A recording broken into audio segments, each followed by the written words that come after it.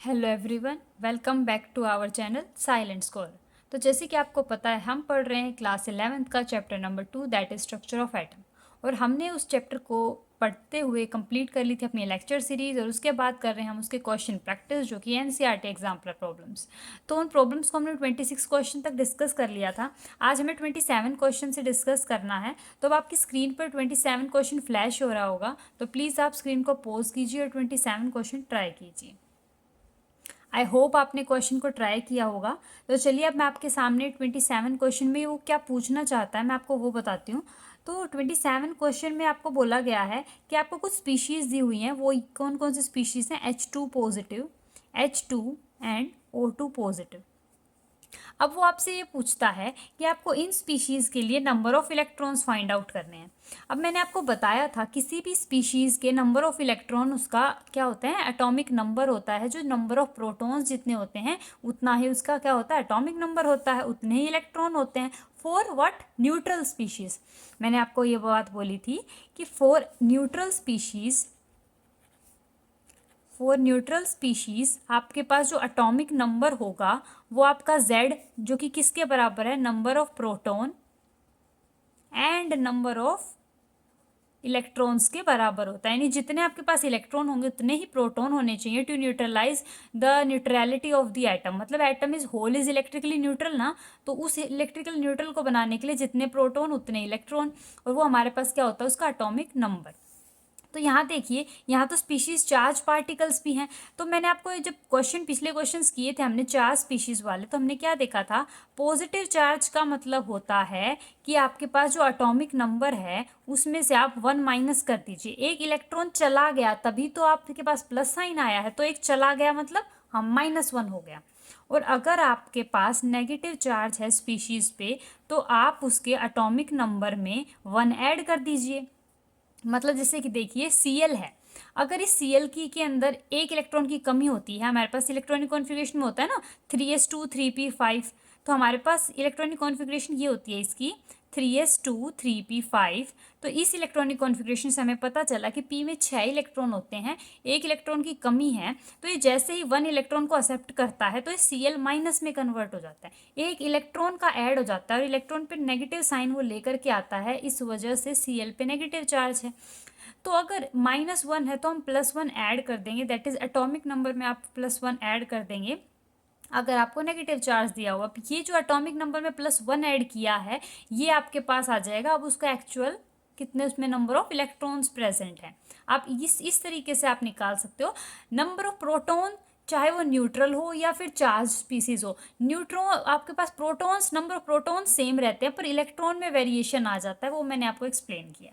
तो चलिए अब निकालते हैं हमारे जो स्पीशीज जो पूछा गया था आंसर, कि H2 पॉजिटिव में कितने इलेक्ट्रॉन हैं, H2 में कितने इलेक्ट्रॉन हैं, and next is what, O2 plus में कितने हैं।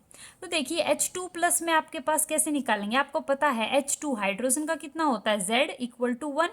एक हाइड्रोजन का होता है ना, ये तो H2 है, एक H और प्लस साइन, ये है ना। तो हाइड्रोजन का अगर 1 होता है, आपको पता है, तो आप हाइड्रोजन के अंदर कितने इलेक्ट्रॉन होते हैं? आपके पास 1 इलेक्ट्रॉन होता है। और आपके पास दूसरे हाइड्रोजन में भी क्या होगा? 1 और इलेक्ट्रॉन होगा। पर यहाँ -1 है, उस -1 का मतलब यहाँ पे +1 है। इसका मतलब क्या है कि एक नेगेटिव चार्ज चला गया और वो अपनी जगह पे पॉजिटिव चार्ज छोड़ के गया है, तो उसको हम क्या कर देंगे? माइनस कर देंगे। तो आपके पास माइनस कर दीजिए, तो आपके पास कितने इलेक्ट्रॉन बचे? 1। कितने बचे? 2 में से 1 माइनस करेंगे, कितने बचेंगे? 1। ऐसे ही H2 में कीजिए। कैसे करेंगे? एक हाइड्रोजन में इलेक्ट्रॉन 1, 2 में कितने हो जाएंगे? 2। तो आपके पास H2 में 1 + 1 आप ऐड कर दीजिए, कितने बन जाएंगे इलेक्ट्रॉन? 2। अब आके देखिए O2 प्लस में, आपके पास जो सिंपल O2 मॉलिक्यूल होता है उसमें आप कैसे निकालोगे? O और O के कितने हैं, दोनों को ऐड कर देंगे ना हम। तो ऐसे ही यहाँ करेंगे। O के अंदर कितने इलेक्ट्रॉन? 8 + 8। ये 8 कैसे आए? क्योंकि हमें पता है ऑक्सीजन का एटॉमिक नंबर 8 होता है। जितने नंबर ऑफ आपके पास प्रोटॉन उतने नंबर ऑफ इलेक्ट्रॉन, मतलब उतना एटॉमिक नंबर। अब हम क्या करेंगे? प्लस का साइन है, मतलब -1 कर देंगे। तो कितना आ जाएंगे हमारे पास इलेक्ट्रॉन? ये बचेंगे 15 इलेक्ट्रॉन सिस्टम हमारे में। तो इस तरीके से ये हमारा हो गया है 27 क्वेश्चन कंप्लीट। अब हम ट्राई करेंगे क्वेश्चन नंबर 28 सॉरी। तो अब आपकी स्क्रीन पे 28 क्वेश्चन फ्लैश हो रहा होगा, तो आप प्लीज़ आप स्क्रीन को पॉज कीजिए और क्वेश्चन नंबर 28 ट्राई कीजिए। आई होप आपने क्वेश्चन ट्राई किया होगा।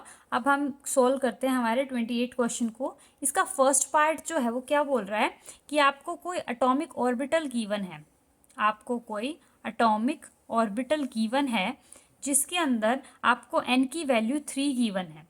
अगर आपको n की वैल्यू 3 गिवन है फॉर अ गिवन सिस्टम के लिए, तो यहाँ पे आपको क्या फाइंड आउट करना है, possible values of L and ML। जहाँ पे आपको पता है L की वैल्यू क्या होती है आपके पास, azimuthal quantum number, and ML is what, ये आपके पास ओरिएंटेशन बताता है, that is magnetic quantum number.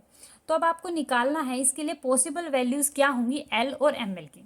तो हमने क्या पढ़ा है कि अगर आपके पास n की वैल्यू 3 गिवन है तो L की वैल्यू कहाँ से कहाँ तक पॉसिबल है, इससे इसके बराबर कभी पॉसिबल नहीं, इससे एक कम तक पॉसिबल है, यानी 0 to n-1 तक, राइट। n की वैल्यू 3 है तो L की वैल्यू क्या क्या पॉसिबल हो सकते हैं, 0, n-1 का मतलब क्या है, 3-1 मतलब 2। तो 0 और 2 के बीच में और क्या आता है, 1, तो 0, 1, 2, ये आपके पास 3 L की वैल्यूज पॉसिबल हैं 3 के लिए। तो देखिए अब हम इनको ड्रॉ करके देखते हैं कि क्या सबशेल पॉसिबल होंगे। अगर L की वैल्यू 0 होती है तो आपके पास क्या, आप उसको बोलते हो कौन सी सबशेल है, वो S। 1 होता है तो आप क्या बोलते हो, P, एंड 2 होता है तो आप उसको D बोलते हो। हेंस आपके पास कौन कौन सी सबशेल्स आ गई, 3S, 3P एंड 3D। अब इस इनके अंदर आपको क्या बताने हैं, number of possible magnetic quantum number, कितने नंबर ऑफ ऑर्बिटल्स इनके पर्टिकुलरली पॉसिबल हैं, अब आपको वो निकालना है।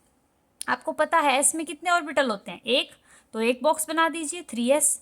ये आपको कैसे पता चला, एल की वैल्यू जब मान लो यहाँ पे 0 है इसके लिए, तो आपको एल की वैल्यू पता होती है, तो एम की वैल्यू कहाँ से कहाँ तक होती है, -L से +L तक, और 0 से -0 से +0, 0 ही तो है, तो एक ही आपके पास ऑर्बिटल होगा। 3p, आपको पता है p में 3 ऑर्बिटल होते हैं, कौन कौन से, px, py, pz। अब ये हमें कैसे पता चला कि यही ऑर्बिटल्स होते हैं, ऐसे पता चला L की वैल्यू 1 है, ML की वैल्यू -1 से +1 होएगी, यानी -1, 0, +1। तो ये वैल्यू -1, 0, +1, ये कोई भी वैल्यू हो सकती है, डिफाइन नहीं होता है कि px के लिए -1 आएगी या 0 py के लिए आएगी, ये डिफाइंड वैल्यूज नहीं होती, पर आप किसी भी ऑर्बिटल के लिए particular values of ML assign कर सकते हो। तो ये क्या हो जाएंगे आपके पास, 3px, 3py एंड 3pz। तो 3 ऑर्बिटल्स ये आ गए, एक ऑर्बिटल ये आ गया। अब D के लिए आपको पता है L की वैल्यू क्या होती है, 2, तो ML की वैल्यू कहाँ से कहाँ तक आएगी, -2 से लेकर के +2 तक, यानी -2, -1, 0, +1, +2, है ना। तो आप D के भी ऐसे कितने ऑर्बिटल्स बना देंगे, 5, 1, 2, 3, 4, 5। तो इस तरीके से आप क्या करेंगे, 5 ऑर्बिटल्स यहाँ बना देंगे, ये किसके होंगे, 3D के, 3DX 3। तो अब मैं इनके नाम लिख देती हूँ आपके सामने, एक बार आपको क्लियर हो जाएगा। तो देखिए सबसे पहले आपके पास 3s ऑर्बिटल, फिर आपके पास p के 3 ऑर्बिटल्स थे जो कि हैं 3px, 3py एंड 3pz। उसके बाद आपके पास 3d के ऑर्बिटल जो कि 5 आपके पास निकल करके आए, दैट इज 3dxy, 3d, आप इनको 3 को बाद में लगा लीजिए, चाहे आप नाम लिख लीजिए पहले, xy, yz, zx, x² - y² and last one is dz², और सबके आगे 3 है आपके पास, क्योंकि प्रिंसिपल क्वांटम नंबर 3 है। तो आपके पास कितने नंबर ऑफ ऑर्बिटल आ गए आपके पास, 1, 2, 3, 4 आपके पास यहाँ हो गए, 5, 6, 7, 8 एंड 9। तो आपके पास टोटल, आपके पास जो n की वैल्यू 3 है तो उसमें नंबर ऑफ ऑर्बिटल्स कितने पॉसिबल हो गए, 9 आपके पास ऑर्बिटल पॉसिबल है यहाँ पर। ये ऑर्बिटल वैल्यूज क्या है आपके पास, these are nothing but the values of ML, magnetic quantum number. और अगर आपसे ये पूछा जाता है यहीं पर कि यहाँ पे मैक्सिमम इलेक्ट्रॉन कितने पॉसिबल हैं, अगर हमारे पास n = 3 है तो आप n = 3 के बाद लोएस्ट L वैल्यूज निकालते हैं, L = 0, 1, 2, उसके कॉरस्पॉन्डिंग ML वैल्यूज निकालते हैं और इनमें इलेक्ट्रॉन फिल करके देख लेते हैं। चलिए इलेक्ट्रॉन भी फिल कर लेते हैं हम। तो यहाँ से हमें पता चलेगा कि यहाँ पे हमारे पास कितने इलेक्ट्रॉन हैं, 2, 4, 6, 8, 10, 12, 14, 16 और 18।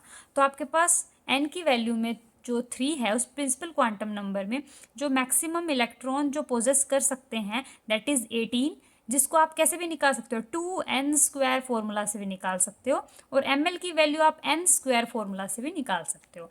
मतलब कितने नंबर ऑफ ऑर्बिटल आपके पास पोजेस होंगे, ml की वैल्यू अगर आपको निकालनी है तो आप इस n की डायरेक्टली स्क्वायर करके भी फाइंड आउट कर सकते हैं। और इलेक्ट्रॉन अगर आपको किसी पर्टिकुलर n वैल्यू में फाइंड आउट करने हैं, दैट इज़ 2n², यानी इस n की मैं अगर 2 से मल्टीप्लाई कर देंगे तो 18 आ जाएगा। ऐसा क्यों किया? क्योंकि एक ऑर्बिटल में मैक्सिमम 2 इलेक्ट्रॉन्स आ सकते हैं with opposite spin. I hope आपको ये क्वेश्चन समझ आ गया होगा। तो चलिए अभी हम करते हैं 28 का सेकंड पार्ट। तो आपकी स्क्रीन पे 28 क्वेश्चन का सेकंड पार्ट फ्लैश हो रहा होगा, तो आप स्क्रीन को पॉज कीजिए और 28 का सेकंड पार्ट सोल्व कीजिए। आई होप आपने स्क्रीन को पॉज किया होगा और क्वेश्चन ट्राई किया होगा। चलिए इसका सॉल्यूशन देखते हैं। आप अब हमसे ये पूछा गया है बी पार्ट में कि आप क्वांटम नंबर्स बताइए, क्या क्या कौन कौन से क्वांटम नंबर बताइए, M L and L, that is nothing but magnetic quantum number and azimuthal quantum number L. तो इनकी आपको वैल्यूज फाइंड आउट करनी है फॉर 3D ऑर्बिटल। तो अगर 3D ऑर्बिटल के लिए आपको फाइंड आउट करनी है तो ये तो काफ़ी सिंपल है, आप देख ले सकते हैं। यहाँ पे 3D है, n की वैल्यू आपको 3 दिख रही है, d के लिए आप l की वैल्यू क्या होती है 2, तो l की वैल्यू आ गई। ml की वैल्यू क्या होती है -L2 + l, तो आप क्या नहीं करेंगे -2 -1 0 +1 +2, ये आपके पास आ गए 1 2 3 4 5, these are nothing but these 5 values. तो यही आपसे क्वेश्चन में पूछा गया था। चलिए अब करते हैं 28 ही क्वेश्चन का सी पार्ट। तो सी पार्ट अब आपकी स्क्रीन पर फ्लैश हो रहा है, तो आप स्क्रीन को पॉज कीजिए, क्वेश्चन ट्राई कीजिए। आई होप आपने क्वेश्चन ट्राई किया होगा। तो चलिए सॉल्व करते हैं। अब हमसे सी क्वेश्चन में पूछा है कि which of the following orbitals are possible, कि आपको क्या बताने हैं, पॉसिबल ऑर्बिटल्स बताने हैं आपको। ठीक है, तो पॉसिबल ऑर्बिटल्स कैसे निकलेंगे, 1p 2s 2p and 3f में से पॉसिबल ऑर्बिटल्स आपको फाइंड आउट करने हैं। तो देखिए अब सबके n और l वैल्यूज कैलकुलेट करेंगे और देखेंगे जिसका n और l बराबर होगा, n और l कभी भी बराबर नहीं हो सकते। अगर ये जिसके बराबर हैं वो पॉसिबल नहीं है। तो चलिए पहले देखते हैं 1p में, यहाँ n की वैल्यू भी 1 है और l के लिए भी l की वैल्यू p के लिए भी 1 ही होती है। ऐसा कैसे पता है हमें इस ऐसे पता है l की वैल्यू 0 होती है तो हमारे पास ऑर्बिटल, हमारे पास जो सबशेल होता है वो s होता है।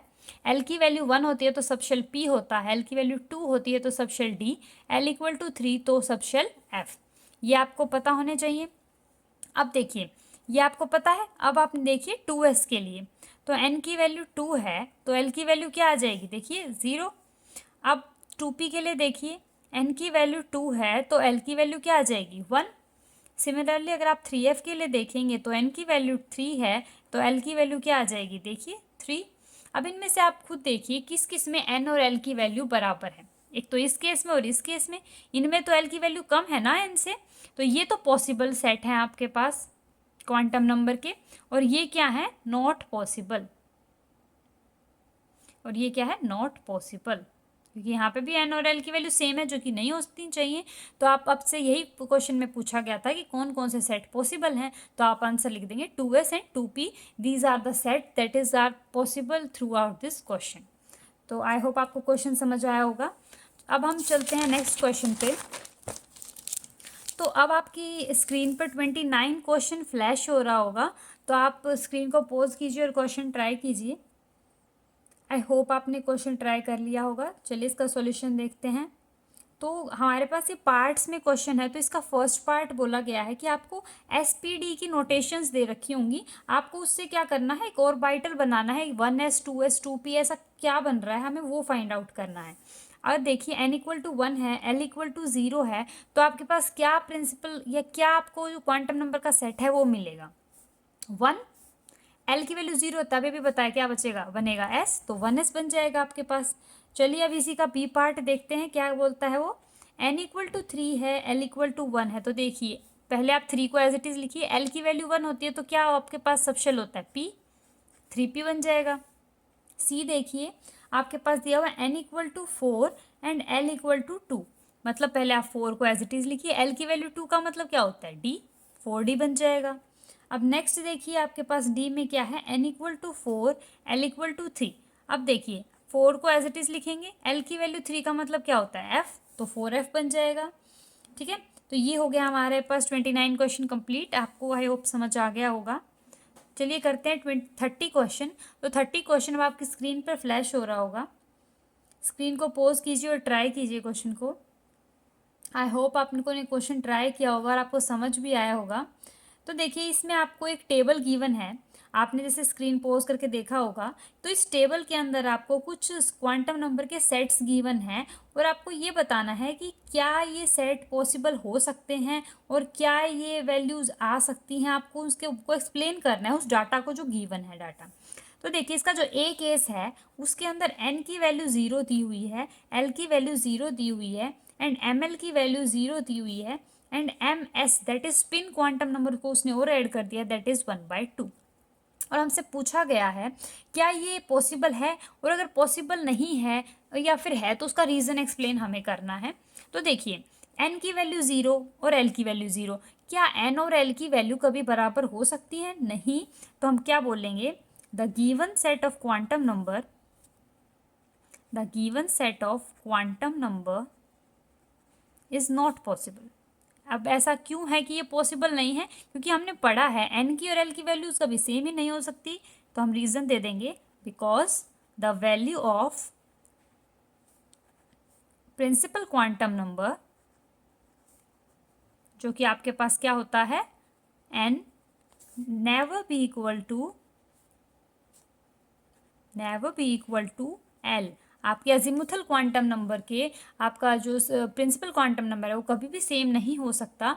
तो इसलिए हम ये हमारे जो ये सेट है ये पॉसिबल नहीं होगा। चलिए इसी का बी पार्ट जो आपको टेबल में गिवन है वो देखते हैं।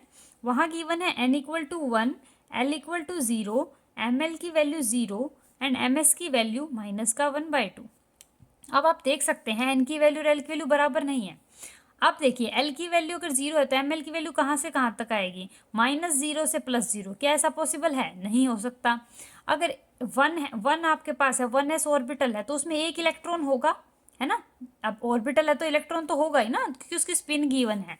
अब माइनस स्पिन है, मतलब ऐसी स्पिन, क्या पता ऐसी हो, ऐसी भी हो, तो पॉसिबल तो हो ही सकती है, क्योंकि हमें नहीं पता। हम तो सिर्फ हम क्या बताते हैं, सिर्फ प्रोबेबिलिटी बताते हैं और फाइंडिंग इलेक्ट्रॉन। अब हम उसकी एग्जैक्ट पोजीशन तो बता ही नहीं सकते।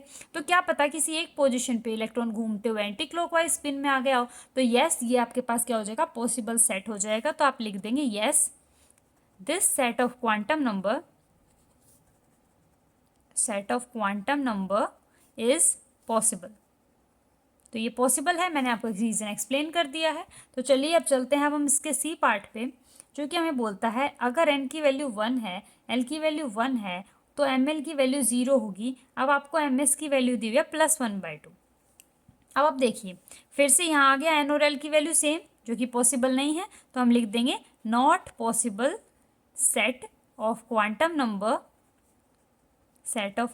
नंबर बिकॉज, क्या रीज़न दे देंगे, फिर से वही, n जो है नेवर इक्वल टू l, कभी भी इसके बराबर नहीं हो सकता। आप ये रीज़न दे देंगे, जस्ट लाइक सिमिलर हमारे फर्स्ट क्वेश्चन की तरह, फर्स्ट पार्ट की तरह मतलब।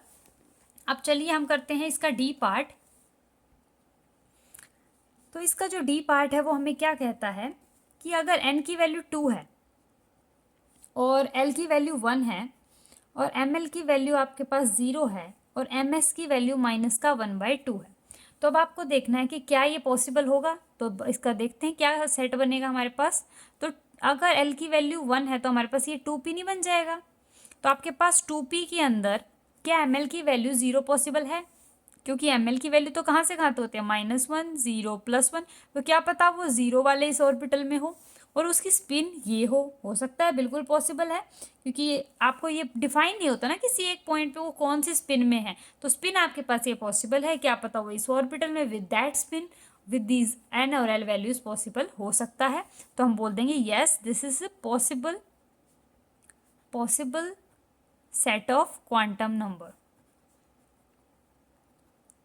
तो ये पॉसिबल सेट हो गया आपके पास। अब हम करते हैं इसी का ई पार्ट।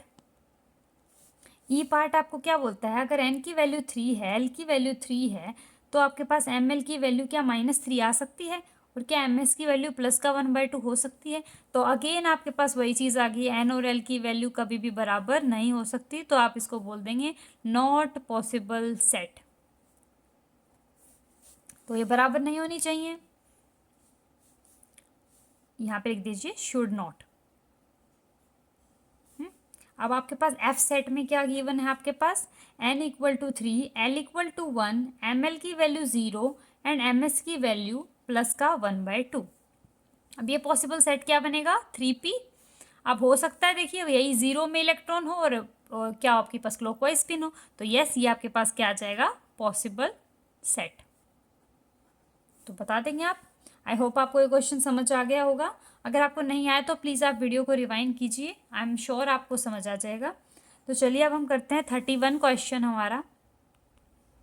तो 31 क्वेश्चन में पूछा गया है, तो 31 क्वेश्चन आपकी स्क्रीन पर फ्लैश कर दिया गया है, तो आप एक बार उसको स्क्रीन को पॉज कीजिए और क्वेश्चन ट्राई कीजिए। आई होप आपने क्वेश्चन ट्राई किया होगा। आप चलिए इसको क्वेश्चन को करते हैं। हमें इलेक्ट्रॉन्स फाइंड आउट करने हैं, हमारा काम इलेक्ट्रॉन फाइंड आउट करना है। एन की वैल्यू गिवन है इसके फर्स्ट पार्ट में 4 एंड एम एस की वैल्यू है माइनस का 1/2। अच्छा, अब हम इसे इलेक्ट्रॉन कैसे पता चलेंगे, तो देखिए मैंने आपको ये बताया था किसी भी एन की वैल्यू में कितने नंबर ऑफ मैक्सिमम इलेक्ट्रॉन आ सकते हैं, उसका मैंने आपको अभी भी एक फॉर्मूला बताया था पीछे क्वेश्चन में, याद कीजिए। नंबर ऑफ मैक्सिमम इलेक्ट्रॉन जो कि हमारे पास पोजेस होते हैं इन पार्टिकुलर शेल, वो कितने होते हैं, 2n²।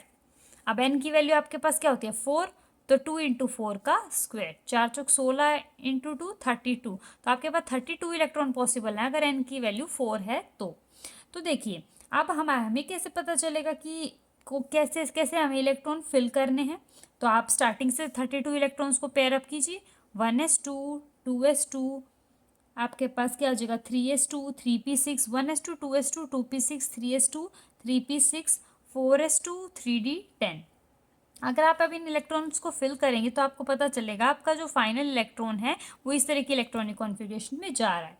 पर आपको ये सिर्फ क्या पूछे गए थे, नंबर ऑफ इलेक्ट्रॉन्स पूछे गए थे, जो आप सिर्फ इस वाली फॉर्मूले से निकाल सकते हैं।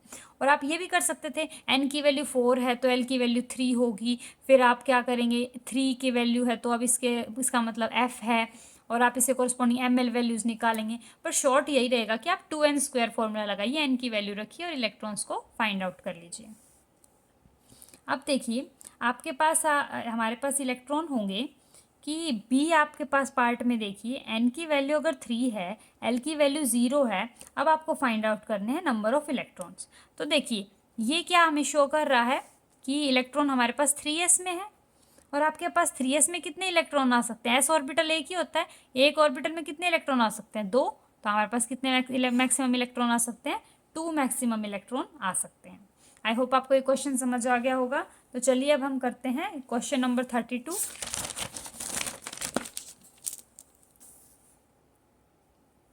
तो क्वेश्चन नंबर 32 अब आपकी स्क्रीन पर फ्लैश हो रहा है, तो प्लीज़ आप स्क्रीन को पॉज कीजिए और क्वेश्चन नंबर 32 ट्राई कीजिए। आई होप आपने क्वेश्चन ट्राई कर लिया होगा। तो अब हम इसका सॉल्यूशन देखते हैं। हमसे क्या बोला गया है, ये शो करना है आपको क्वेश्चन, जो कि हमें क्या बोलता है, क्या शो करना है हमें कि जो सरकमफ्रेंस है, जो आउटर एरिया होता है किसी भी सर्कुलर बॉडी का, is known as the circumference.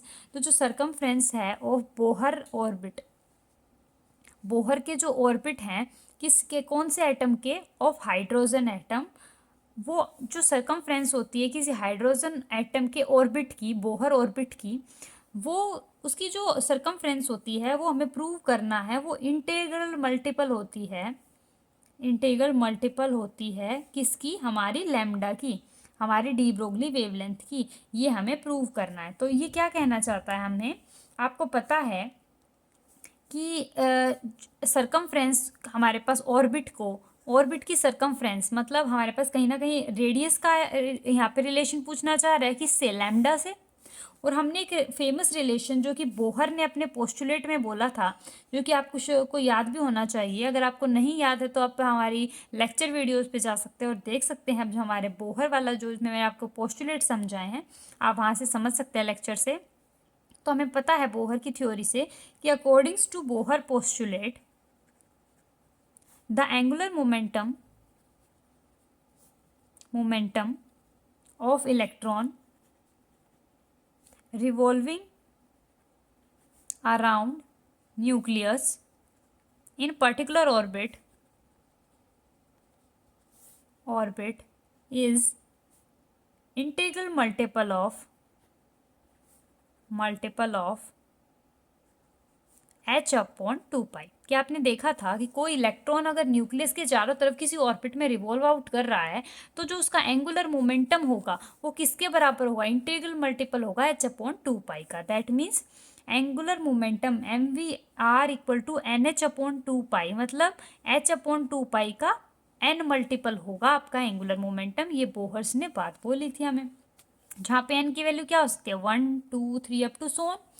अब हमें डी ब्रोगली की इक्वेशन भी पता है। According to de Broglie equation, तो देखिए आपको पता है डी ब्रोगली ने क्या बोला था कि आपके पास जो आपके पास माइक्रोस्कोपिक पार्टिकल्स हैं उनके साथ भी वेव एसोसिएटेड होती हैं, मतलब पार्टिकल का ड्यूअल नेचर है, हर पार्टिकल के साथ वेव एसोसिएटेड होती है। That means every particle consisting of a wave nature that shows the dual nature of particle, जो कि हमने लैम्डा की वैल्यू बताता है एच अपॉन एम वी। अब हमें रिलेशन तो एम वी का चाहिए ना, तो हम इस एम वी को उधर ले जाएंगे, तो क्या बन जाएगा M V equals to H upon lambda. ठीक है, अब हम क्या देख सकते हैं इससे कि देखिए यहाँ से आपको कुछ सिमिलैरिटी नज़र आ रही है कि यहाँ पे जो एम वी चाहिए उसकी वैल्यू तो हमने एच अपॉन लैम्डा निकाल ली। चलिए यहाँ पुट कर देते हैं, तो इस वैल्यू को यहाँ हम पुट कर देंगे, यानी कि आप नाम दे सकते हैं ये फर्स्ट इक्वेशन है, ये सेकंड इक्वेशन है। तो आपने सेकंड इक्वेशन को फर्स्ट इक्वेशन में पुट किया तो आपको क्या मिला, इस वैल्यू को देखिए यहाँ पुट कर दीजिए, क्या आ जाएगा H upon lambda into R equal to N H upon 2 pi. अब आपको किस चीज़ का रिलेशन निकालना था, सरकमफ्रेंस ऑफ बोहर ऑर्बिट जो आपके पास आर था उसका लैम्डा के साथ रिलेशन निकालना था आपको। तो आप क्या करेंगे, इस लैम्डा को उधर ले जाएंगे, एच से एच कैंसिल कर देंगे, तो R equal to N by 2 pi into में लैम्डा। तो आपको पता चल जाएगा किस तरीके से कितने इंटीग्रल मल्टीपल से वो आपका प्रोपोर्शन में है, that is n by 2 pi into lambda. तो हम बोल सकते हैं कि आपके पास ये जो 2 पाई है ये रिप्रेजेंट कर रहा है आपको सरकमफ्रेंस ऑफ बोहर ऑर्बिट। आप इसको कैसे भी लिख सकते हैं, आप इसको और ज़्यादा सिंप्लीफाई कर सकते हैं, इस 2 पाई को उधर ले जाएंगे तो क्या बन जाएगा 2 pi r equal to n lambda. आप देख सकते हैं ना कि हम सर्कल की सरकमफ्रेंस कैसे निकालते हैं 2 पाई आर करके, और एरिया कैसे निकालते हैं पाई आर स्क्वायर करके। तो हमने क्या माना कि जो हमारे पास जो ऑर्बिट है, बोहर के ऑर्बिट हैं, उनकी जो सरकमफ्रेंस है वो लैम्डा जो डी ब्रोगली वेवलेंथ है उससे कैसे प्रोपोर्शन में है, उसके इंटीग्रल मल्टीपल एन से प्रोपोर्शन में है। आप इसको डायरेक्ट रिलेशन को भी याद रख सकते हैं, और ये एज अ प्रूफ भी हमें क्या है इस क्वेश्चन से फाइंड आउट हुआ है, हमें मिला है। अब हमें यहाँ से क्या पता चला कि कोई पार्टिकल अगर लार्ज मोशन कर रहा है, लार्ज रेडियस में है, उसकी आर की वैल्यू ज़्यादा है, सरकमफ्रेंस ज़्यादा होगी, तो उसके साथ जो वेवलेंथ एसोसिएटेड होगी उसका भी ऑर्डर उतना ही ज़्यादा होगा। जितना ज़्यादा मोशन वो करेगा उतनी ज़्यादा उसकी क्या रेडियस अगर बढ़ती जा रही, लार्ज ऑर्बिट में है तो उसकी वेवलेंथ भी क्या होगी, लैम्डा भी क्या होगी, लार्ज होगी। तो ये आपके पास क्वेश्चन कभी इस तरीके से आ सकता है कि आपको आर और लैम्डा में से कोई चीज़ फाइंड आउट करनी होगी, या फिर रेशियो में गिवन होगी, R1 और R2 हैं तो लैम्डा 1 और लैम्डा 2 में से लैम्डा 2 निकालने, तो इस टाइप के क्वेश्चन आपके आ सकते हैं। तो चलिए अब हम करते हैं नेक्स्ट क्वेश्चन, क्वेश्चन नंबर 33। तो क्वेश्चन नंबर 33 आपकी स्क्रीन पर फ्लैश हो रहा होगा, तो आप स्क्रीन को पॉज कीजिए और क्वेश्चन ट्राई कीजिए। तो हमें क्वेश्चन में क्या गिवन है देखिए, चलो सोल्व करते हैं इसको। तो क्वेश्चन में बोलता है कि आपको ट्रांजिशन निकालनी है कि वो कौन सी ट्रांजिशन होगी जिसके अंदर आपके पास सेम वेवलेंथ आपको ऑब्जर्व होगी। मतलब आपको कोई 2 ट्रांजिशन ऐसी निकालनी है जिनकी वेवलेंथ क्या होगी, सेम होगी। कौन कौन सी आपको निकालनी है, ये निकालनी है Balmer transition n equal to 4 to n equal to 2, n equal to 4 to n equal to 2, यानी सेकेंड लेवल में आया है। तो ये क्या कौन सी सीरीज है, Balmer series of helium plus spectrum के अंदर अगर कोई आपके पास रे आ रही है, मतलब ये मान लीजिए ये n इक्वल टू 1 है, ये n इक्वल टू 2 है, ये n इक्वल टू 3 है, ये n इक्वल टू 4 है। तो इस 4 से जब कोई 2 पे कोई भी इलेक्ट्रॉन आया तो जो रेडिएशन छोड़ते हुए आया तो वो कोई पर्टिकुलर वेवलेंथ लैम्डा की होगी। हमें फाइंड आउट करनी है कि वो ऐसी कौन सी दो ट्रांजिशन है, इसके अलावा कोई और ऐसी कौन सी ट्रांजिशन है जो कि पर्टिकुलर यही लैम्डा को क्या करती है, एमिट आउट करती है। वो भी किसके लिए, हीलियम प्लस के लिए। क्योंकि आपको पता है जो बोहर की थ्योरी थी वो hydrogen and hydrogen like atom के लिए थी। अब हीलियम का तो Z2 होता है पर ये +1 है, मतलब -1 हो जाएगा तो क्या आ जाएगा 1, तो हो गया ना हाइड्रोजन लाइक एटम। तो जिसके भी इलेक्ट्रॉन हाइड्रोजन जितने होते हैं, जो हमारी बोहर और थ्योरी है उसके जो फॉर्मूला है, जो लैम्डा निकालने का फॉर्मूला है वो सिर्फ उन्हीं पर एप्लीकेबल होता था। इसीलिए हमने इसको वन ऑफ द लिमिटेशन भी काउंट किया था किसकी, बोहर थ्योरी का। तो चलिए फॉर्मूले से हम निकालते हैं। जो न्यू बार हमारे पास 1/λ यहाँ से आती है, that is RZ² 1/n1² - 1/n2 square, जहाँ पे R रिडबर्ग कांस्टेंट होता है, Z आपके पास एटॉमिक नंबर जो कि यहाँ 1 है। सॉरी, यहाँ पे आपके पास जो Z होगा वो आपके पास हीलियम के केस के लिए, ये तो आपके पास इलेक्ट्रॉन आए हैं ना, जो प्रोटॉन होंगे वो तो हीलियम के कितने होते हैं, उसके एटॉमिक नंबर जितने, यानी कि आपके पास 2। तो यहाँ पे Z की वैल्यू क्या आ जाएगी, आपके पास 2 आ जाएगी। चलिए पुट करते हैं हम इसकी value. Nu bar equals to 1/λ equals to R into 2 का स्क्वायर 1/n1 - 1/n2 स्क्वायर। मतलब जहाँ पे आया है वो फाइनली वो यहाँ रखेंगे n1 में, और कहाँ से आया है, n = 4 से, तो 1/2 का स्क्वायर - 1/4 का स्क्वायर। तो अब हम इसको सोल्व करते हैं तो हमारे पास क्या आएगा, बाहर क्या बन जाएगा 4R²। इसको सोल्व करेंगे, 2 का स्क्वायर 4, 4 का स्क्वायर 16। तो जब आप इसको सोल्व करेंगे तो 1/λ की वैल्यू आ जाएगी 3R/4। ठीक है।